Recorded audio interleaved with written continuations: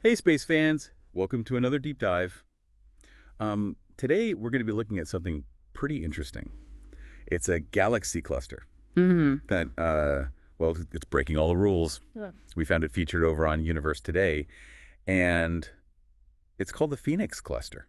Yeah, this cluster is really something special. It's supposed to be old and quiet, kind of like a retirement home for stars. Yeah, exactly. But instead, it's like it's throwing a giant star party. A huge one. Astronomers are finding that it's forming stars way faster than it should be. Yeah, that's the big mystery here. Right. So let's break this down a bit. We know that galaxy clusters have all this hot gas, right? Right. And the current thinking is that this gas is supposed to cool down and condense. And that gives you the raw material for making new stars. Exactly. It's what we call the cooling flow model. The cooling flow model, right? So that's how it's supposed to work. But, But there's a problem. There's a problem. The gas just doesn't seem to be cooling down like it should in most clusters. yeah. And that means that star formation just kind of stalls out. Pretty much. So what's going on? Why isn't the gas cooling down? Well, the Universe Today article points to a pretty interesting suspect: supermassive black holes. Those things are always causing trouble. Well, they do have a bit of a reputation. See, every galaxy has a supermassive black hole at its center, and these black holes can blast out these incredibly powerful jets of energy. Like cosmic blowtorches. Exactly. Yeah. And those jets heat up all the gas around them. So instead of cooling down and forming stars, the gas just stays hot. Ah. So it's kind of like a tug of war. Gravity's trying to pull the gas inwards to make stars, Yeah. but the black hole's pushing it back out with its jets. Exactly. And in most clusters, it looks like the black hole is winning. Okay, so that explains why we see so many dead galaxy clusters out there. Yeah. But then we have the Phoenix cluster, and this thing's just cranking out new stars like there's no tomorrow. I know, it's amazing. Astronomers have measured its star formation rate, and it's forming stars like 1,000 times faster than our Milky Way. That's insane. So where's it getting all the fuel for this? You need a ton of cold gas to make that many stars. Yeah, that was the big mystery. And to solve it, astronomers turned to the James Webb Space Telescope. Ah, the JWST, our favorite space telescope. Of course. And with its incredible infrared vision, JWST was able to see something that other telescopes had missed. It detected warm gas inside the Phoenix cluster. Warm gas. What's so special about that? Well, think of it this way. You've got the super hot gas that's millions of degrees, and then you have the cold gas that's only a few degrees above absolute zero. That's the gas you need to make stars. So this warm gas, it's like the missing link. It's the in-between stage. So it's cooling down from the hot phase, but it hasn't quite reached the cold phase yet. Right, and that means the Phoenix cluster isn't just relying on some leftover cold gas from when it was younger. It's actively making new star-forming fuel. Wow. That's pretty amazing. So the JWST is basically showing us that the Phoenix cluster is like a giant gas factory. That's a good way to put it. But how do we know this warm gas is actually moving around the cluster and cooling down? How do we know it's not just sitting there? Well, JWST found something else really interesting along with the warm gas. It detected neon emissions. Neon emissions. Like a giant neon sign in space. Uh-huh. It's kind of like that. Now, neon itself isn't really involved in making stars, but it's a fantastic tracer for this warm gas. See, as the warm gas cools down, it glows at very specific wavelengths, and some of those wavelengths are associated with neon. So by looking at where the neon is glowing, JWST can actually map out how the warm gas is flowing throughout the cluster. Exactly. And those maps are giving astronomers incredible insights into how the gas is cooling and condensing in the Phoenix cluster. This is blowing my mind. So we've got this warm gas, it's cooling down, it's flowing around the cluster, and it's leaving these glowing neon trails behind it. It's a truly spectacular sight. I bet. But hold on a second. We talked about supermassive black holes earlier and how their jets can heat up gas and prevent star formation. Right. So what about the black hole in the Phoenix cluster? Is it just sitting there watching the party, or is it doing something? It's definitely not just sitting there. In fact, the black hole in the Phoenix cluster is doing something incredibly surprising and unexpected. Well, you see, in most galaxy clusters, those black hole jets, they act like blowtorches. Right. Yeah, they blast out energy and heat up all the gas. But in the Phoenix cluster, it seems like the black hole is doing something a little different.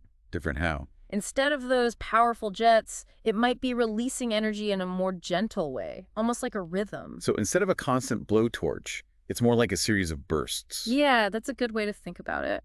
And the crazy thing is, these bursts, they might actually be helping the gas to cool down. Wait, what? So the black hole's not heating things up. it's actually helping to cool things down. That's what it looks like. It's like a cosmic dance between heating and cooling, and the Right. black hole is leading the way. Wow. So we've got this galaxy cluster. It's supposed to be old and dead, Mm. but instead it's forming stars like crazy. And the black hole at its center is actually helping it to do that. It's amazing, isn't it? The Phoenix cluster is really challenging everything we thought we knew about how galaxy clusters evolve. So is the Phoenix cluster like a total freak of nature? Is it the only one doing this? Or could other galaxy clusters go through a similar phase? That's the big question. It could be that the Phoenix cluster is just a one-of-a-kind oddball. But what if it's not? What if it's showing us a hidden part of galaxy evolution that we've never seen before? That would be incredible. It would change our whole understanding of how these massive structures grow and change over time. It's like we thought we knew how the story ended, but then the Phoenix cluster comes along and throws in a plot twist. Exactly. And now we have to figure out what this plot twist means for the rest of the story. So if this starburst phase is more common than we thought, what are the implications? Like, what does it mean for our understanding of how galaxies form and grow? Well, for one thing, it would mean that galaxy clusters are even more dynamic and complex than we realized. We used to think they just kind of faded away quietly, but now we're seeing that they can have these bursts of renewed activity. And it all comes down to this delicate balance between heating and cooling. Right.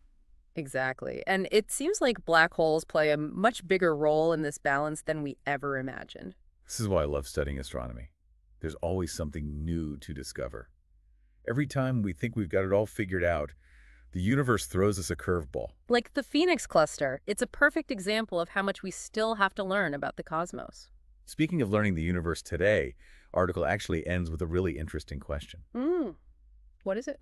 Well, if the Phoenix cluster can reignite star formation so late in its life, could other dead galaxies do the same thing?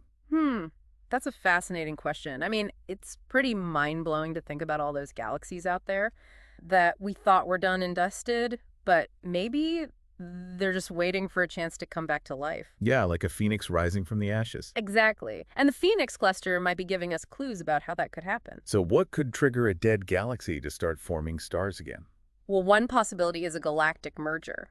You know, when two galaxies collide, that could really shake things up. It could inject a bunch of fresh gas into the galaxy, giving it the fuel it needs to start making stars again. So it's like a cosmic jumpstart. You could say that. Or another possibility is that something disrupts the black hole at the center of the galaxy. How could that happen?